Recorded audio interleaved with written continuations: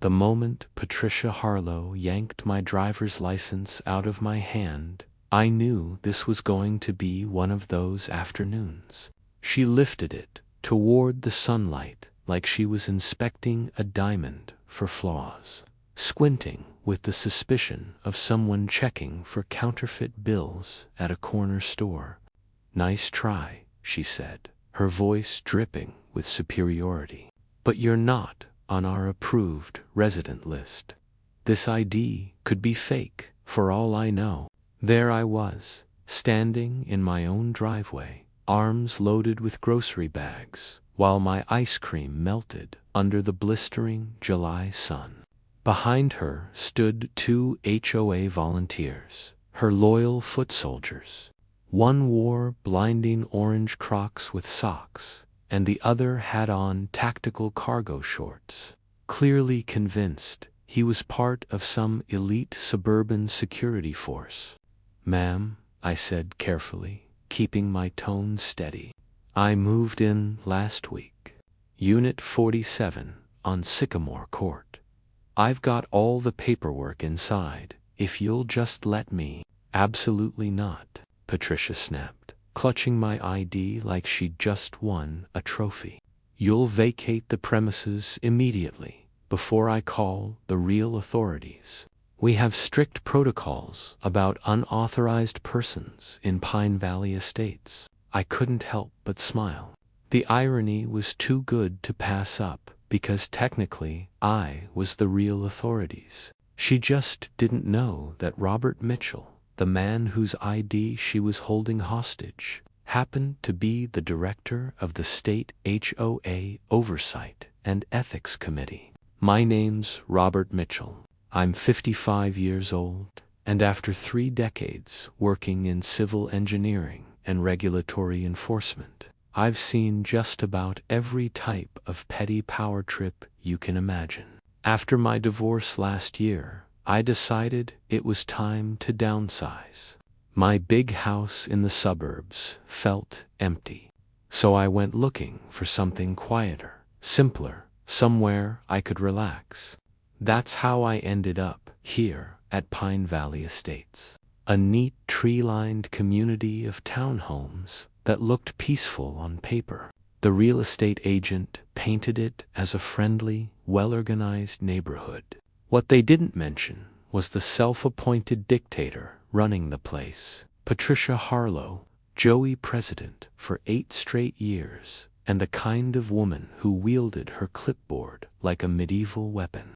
Now, my background meant I wasn't new to bureaucracy. For years, I'd worked in zoning and infrastructure compliance before. I accepted my current position as director of the State Homeowner Governance Integrity Board, a fancy title for the agency that keeps HOA boards from turning into mini-monarchies. My team investigates complaints, audits, finances, and when necessary, dissolves entire HOA boards that abuse their power. Normally, that means a lot of paperwork, a few mediations, and maybe a field visit or 2. I never thought I'd end up investigating my own neighborhood. Patricia made her presence known within 48 hours of my moving truck pulling away. It was a Tuesday morning when she showed up at my door, clipboard in hand, wearing a beige blazer that screamed, "I demand to speak to your manager," from 50 feet away. "Mr. Mitchell," she said, "I'm here about your lawn." I glanced down at my perfectly fine patch of grass. "What about it?" "The gradient," she said matter-of-factly. "It exceeds community standards. According to Section 4.3 of our landscaping guidelines, all lawns must maintain a slope between 2 and 4%. Yours appears to be at least 5.5. She handed me a glossy pamphlet titled "Slopes That Keep Us Safe," featuring a stock photo of a lawn so pristine it looked like a golf course fairway. "I'll look into it," I said, mostly to end the conversation. But that was only the beginning. Within a week, the violation notices started rolling in, each more absurd than the last. My trash bins weren't facing magnetic north. My curtains weren't seasonally appropriate. My Honda Accord was supposedly parked at a psychologically aggressive angle in my own driveway. I tried to be reasonable. I attended the next HOA meeting, introduced myself politely, and explained I was a new resident. Patricia stared me down like a security guard at a nightclub. "I have no record of your closing documents," she declared. "You'll need to provide proof of residency before you're allowed to speak at meetings." "I live here," I said, doing my best to stay calm. "I pay HOA dues." "Anyone can claim to pay dues," she replied with a dismissive wave. "Until you're verified in our system, you're considered a guest at best, a trespasser at worst." The situation escalated from irritating to outrageous when she blocked off my mailbox with orange cones, labeling it pending residential verification. For 3 days, I had to pick up my mail at the post office like some sort of vagrant. Which brings us back to that blistering afternoon in my driveway. Patricia clutching my ID while her sidekick stood guard like they were protecting national secrets. "This is theft," I said, keeping my tone even. "You can't just take someone's identification." "It's not theft if it's for community security," she snapped, clearly proud of her logic. "Chad here is going to scan this through our verification system." Chad, the cargo shorts guy, pulled out what looked suspiciously like a grocery store barcode scanner and waved it near my license. After a few seconds of staring dramatically at the blank screen, he said, "No matches. Definitely unauthorized." I slowly set my grocery bags down, pulled out my phone, and started recording. "For the record, Patricia," I said, "you're confirming that you've confiscated my legal ID because your personal database doesn't recognize me as a resident." Patricia puffed up like an angry peacock. "I'm confirming that you're trespassing and impersonating a resident. We've had issues with people sneaking into our pool." "I don't even swim," I muttered. "Exactly what a pool trespasser would say," she fired back triumphantly. At that point, I made a decision. I could have revealed my credentials right there, watched her crumble under the weight of her own arrogance. But where was the fun in that? No. Patricia had earned herself a proper official investigation. "Fine," I said, gathering my groceries. "Keep the ID. I'll be filing a complaint." Patricia actually laughed. "With who?" "The HOA complaint box. I emptied that myself." "We'll see," I said, walking toward my door. "Don't get too comfortable," she shouted after me. "You have 72 hours to provide proof of residency, or I'm calling the sheriff." Inside, I set down my melting groceries and went straight to my office. I opened my department's internal website and began documenting everything. Names, dates, statements, the works. The next morning, I filed an official ethics violation report under Article 19B of the State HOA Regulatory Code, misappropriation of resident identification and abuse of authority. It was a serious charge, one that triggered an automatic investigation. But Patricia, blissfully unaware that she had just tangled with the wrong man, doubled down. The next day, I received a notice that my water would be temporarily suspended for non-compliance radiation emanating from the property. Whatever that meant, she had Chad and his crock-wearing partner post "No trespassing" signs directly on my front lawn. And the final straw. Patricia organized a so-called community safety meeting dedicated entirely to discussing what she called the stranger situation in Unit 47. From my living room window, I watched as around 15 residents gathered in the common area. Patricia stood front and center, gesturing wildly toward my home like she was leading a neighborhood protest. It was surreal. My own neighbors whispering about me as if I were some dangerous intruder instead of a guy who just wanted to unpack his groceries in peace. 48 hours after I filed my complaint, things started moving fast. The state's automated review system had flagged Pine Valley Estates for an immediate audit because of the severity of Patricia's violations. That meant one thing: a mandatory compliance visit from the state oversight team. I'll never forget the look on Patricia's face when 3 investigators in navy blue polos, each bearing an official state badge, walked into the next HOA meeting. I made sure to arrive early, taking a seat quietly in the back, just another concerned resident. "Good evening," said the lead investigator, a sharp, non-nonsense woman named Diane Chen. "We're here in response to multiple violations of state HOA governance codes. This meeting is now under official review." Patricia's clipboard slipped from her hands and hit the floor with a smack. "There must be some mistake," she stammered. "We run a very tight ship here." "That's precisely the problem," Diane replied coolly, tapping her tablet. "We've received a formal complaint alleging identity theft, harassment, abuse of authority, and misuse of HOA powers." She paused just long enough to let the weight of those words sink in. "Patricia Harlow, are you aware that confiscating a legal ID is a federal offense?" "I was protecting the community," Patricia sputtered. From a verified resident who provided multiple forms of documentation, Diane's tone could have frozen lava. That was my cue. I stood up slowly. "Actually," I said, "I'd like my ID back now, Patricia." Every head in the room turned toward me.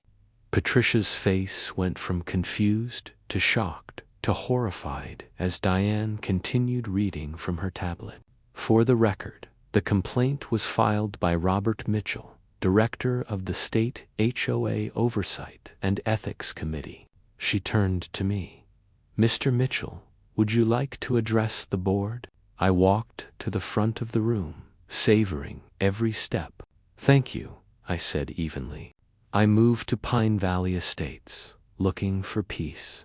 Instead, I've been harassed, had my property blocked, my ID stolen, and been threatened with eviction from my own home.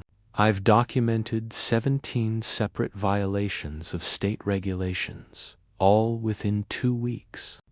Patricia looked like she'd just swallowed a lemon wrapped in barbed wire. "You're the director," she croaked. "But you never said anything." "I tried," I replied calmly. "You wouldn't let me speak at meetings because, according to you, I wasn't verified in your system." What followed was one of the most thorough and brutal investigations I've ever witnessed. Over the next 3 days, the state team combed through every record Pine Valley had, and what they found, it was worse than anyone imagined. Patricia had been issuing fines for violations that didn't exist anywhere in the HOA bylaws. She'd actually created her own supplemental rulebook with absurd entries, like spiritual lawn maintenance and aura-based parking alignment. But it got uglier. Investigators uncovered a secret WhatsApp group called Enforcement Eagles, where Patricia and her inner circle mocked residents, posting pictures of their supposed infractions. One poor homeowner had been fined $100 for owning what Patricia called aggressively cheerful garden gnomes. Then came the financial audit, and that was the final nail. Patricia had used HOA funds to decorate her personal home office with motivational posters, install a private surveillance system that only monitored homes she didn't trust, and pay for leadership enhancement seminars that turned out to be, get this, a luxury cruise to the Bahamas.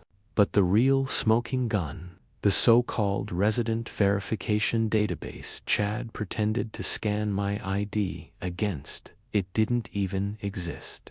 They'd been fabricating verification results on the spot to intimidate residents they considered troublesome.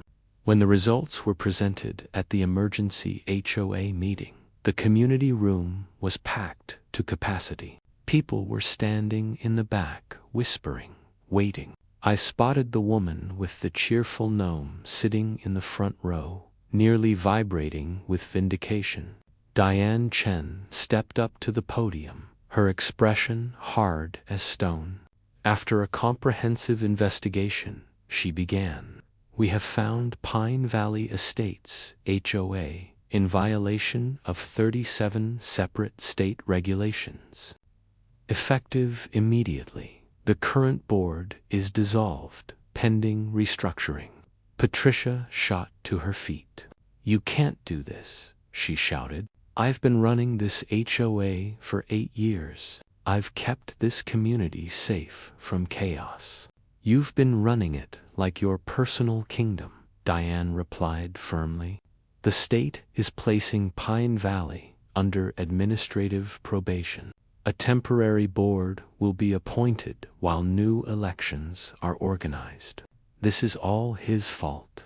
Patricia pointed at me, her finger trembling. He tricked us. He should have disclosed who he was. I tried, I said mildly. You stole my ID, remember? Diane didn't even pause. Patricia Harlow, you are hereby permanently banned from serving on any HOA board in this state. You are facing fines totaling $47,000 for misuse of HOA funds and false representation of authority. Additionally, the identity theft charge has been referred to the district attorney's office. Patricia's knees buckled. She sank into her chair, gripping her clipboard like a life raft. Sivwen Titen, she whispered. Plus potential criminal charges, Diane added. The district attorney will decide whether to pursue jail time for ID theft. That could mean up to 3 years. Patricia's face drained of color. 3 years, she gasped. But I was just trying to maintain standards. The room erupted in laughter, bitter, cathartic laughter from residents who'd endured her tyranny for years. Someone even started a slow clap. Chad and his crock-wearing partner tried to slip out the back, but another state investigator intercepted them. They weren't getting away that easily. As Patricia sat there, trembling and defeated, she looked up at me with tears in her eyes. I'll lose my house, she whispered. My job at the bank. They'll fire me if I get a criminal record. For a brief second, I almost felt sympathy. Then I remembered my melted ice cream, the blocked mailbox, and 3 days of unnecessary trips to the post office. Maybe you should have thought of that, I said evenly, before weaponized your clipboard. The final twist came moments later. Diane returned to the podium with a new announcement. Robert Mitchell, she said, and has agreed to serve as temporary board president while Pine Valley's HOA is restructured. Patricia let out a strangled laugh that turned into a sob. Of course he has, she muttered bitterly. As the meeting ended, residents came up to shake my hand, sharing stories of their own run-ins with Patricia. Everything from illegal fines, to being threatened over holiday decorations. I stayed for a while, listening, reassuring, promising things would change. Meanwhile, Patricia stayed in her chair, staring blankly at the fine paperwork in her lap. The last thing I heard as I walked out the door was her whispering under her breath, "But his lawn gradient really was 5.5%.